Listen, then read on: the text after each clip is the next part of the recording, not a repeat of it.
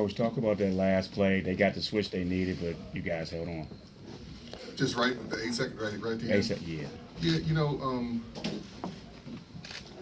they did. But they needed a three, and you go through the discussion: do you foul? Don't you foul? Do you foul? Don't you foul? We didn't want to foul, and we put a smaller lineup in so we had a switch, and everyone knew just stay at home. Penetration twos couldn't be as just stay at home, and had a good contest. He came up to rebound. John, what's the thought process? What do you say to the team when you're down 14 to kind of get refocused and go on that run? Just relax. We were making some poor decisions at the offensive end, and then getting frustrated, which led to easy baskets for them. Transition baskets at the defensive end. So just relax. We start off the half. I think this is accurate. Jagan comes down and misses a layup.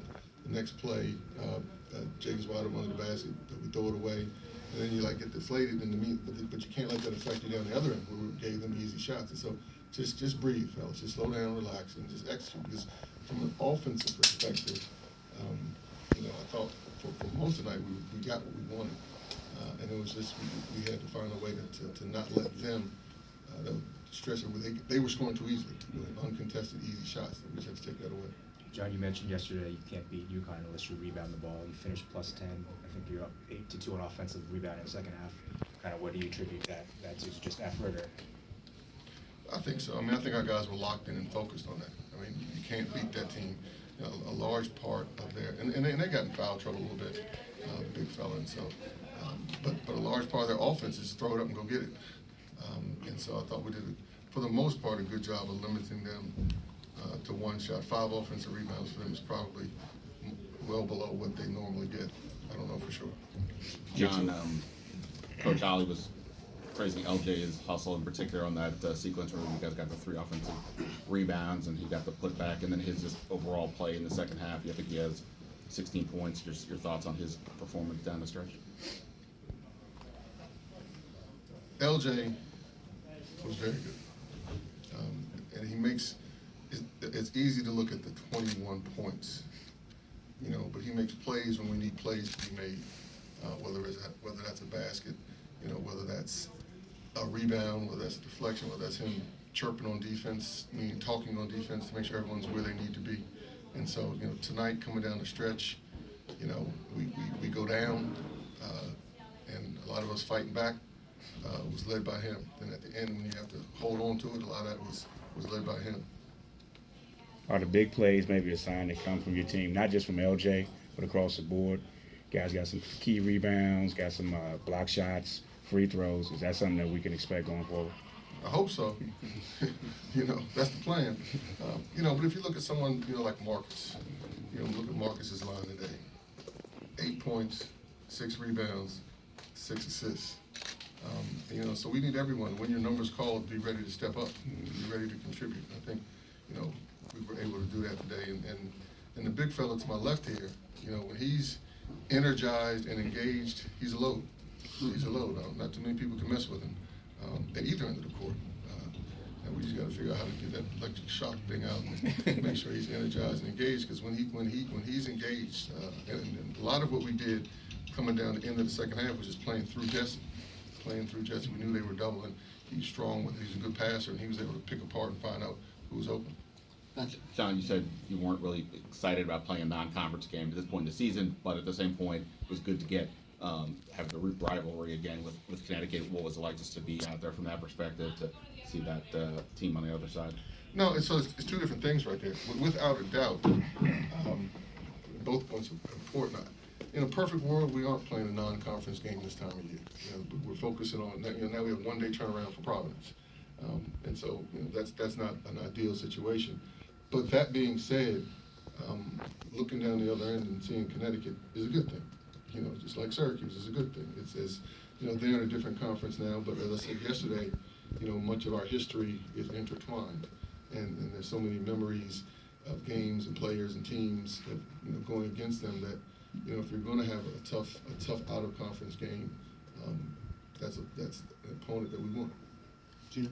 Yeah, Jesse, just kind of 2-part question. What's kind of your thought process down 14 to kind of refocus and help with that comeback? And then the second part is, what can a win like this do for confidence down the rest of the way? You know, Coach told us to stay focused, and we came together and we was like, we got to stay focused. We got to start getting, good offensive possessions and then good defensive possessions and finish it with a rebound. And then a win like this, it's a good confidence booster, won our last conference game, winning against UConn is always a good thing. We lost to them last year, so we wanted to get them back. So, it's a good win. I'm glad we were able to get it. Coach, earlier in the season you said that these kind of late game situations where it's a close game weren't something that the guys have experienced. But obviously today, there's a different result than some of the previous experiences. Do you feel like it's just them learning how to have that experience, or were there specific strategic changes that you did coming down the stretch? Probably just experience, and just focusing. Understand. Jesse, I think, said this just now. Just understanding that the possession ends with the rebound, not with the shot. We got some big rebounds. There was one, LJ went and tried to hit it. Why didn't you just grab that? That's all I had too. Yeah, he tried to hit it, and they ended up bobbling around, but I thought he could have just grabbed it. But, for the most part, we when we needed to get a stop and a rebound, we did today. LJ, you guys are down 14. I think right after that, Rodney makes the alley-oop dunk, and then you guys hit a barrage of threes right after that. Can you talk about that sequence and kind of have maybe either Rodney's dunk or that three-point barrage kind of got you guys going? But just like Jesse said, we just had to keep fighting and get back in the game, and that dunk, it got us up. So. Coach, Okoye did a lot of small things out there, doing hustle plays. Can you talk about it? They weren't small; they were big things. it was nothing small about Okoye's performance today. I thought he was outstanding. And what Okoye does, won't always show up in points. But him flying around, blocking shots, it hasn't done for one block. I thought he had a lot more than that. But contesting them at the rim, and taking a couple of big charges he took, big charges he took. Offensively, he ran down at least 2 offensive rebounds that we had to get. And so that's when he's flying around like that, he's good and we're good. And it won't always, very seldom will it show up in the points column. But I thought Okoye was outstanding today. Gino? Yeah, LJ, for you in the second half, 16 points, 4 rebounds, and 3 assists. Was there something you took it upon yourself personally to try to attack more in the second half? But I thought I was taking in this first half. I just made shots in the second half. Talk about defending number 2 in ball screen action. He's becoming really good. Really good.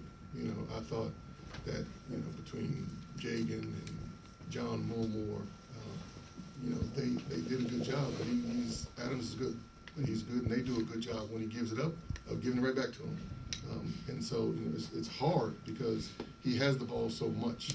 And they spread you out, and they do a really good job. I'm trying to sit here now trying to run the game through in my head. Everybody else we've seen him play, he comes off that and he gets like 2 or 3 lobs at the rim today. They didn't get that. They got some dunks, but they didn't get that play, did they? But I thought what you have to do is the bigs have to get up there and jam it, because if he has freedom, he's gonna pick you apart. And whenever he had space and freedom today, he picked us apart. Jesse, the quick turnaround is obviously a challenge, but you guys just went through this the other day. What did you kind of take away from that experience that's going to help you guys get ready for Providence? We came in, we're going to have practice tomorrow, and we got to be focused, because we know we only got one day to prepare for the next opponent, so we got to be locked in and focused like we should be at all times. But now we don't have, as many days to prepare, so we got to come tomorrow ready to work, and then Monday is showtime. At least in this case, John, you've already seen Providence, so I guess some native knowledge that helps a little bit getting ready here in this quick turnaround. It should. They have a feel, meaning our team, for what we're going to see. Obviously we have to do some things differently than we did up there, but that's conference play. You get to this time of year, even the teams we haven't played, we know what they're going to do. They know we're going to do. Any other questions? Thank you. Thank you. Thank you.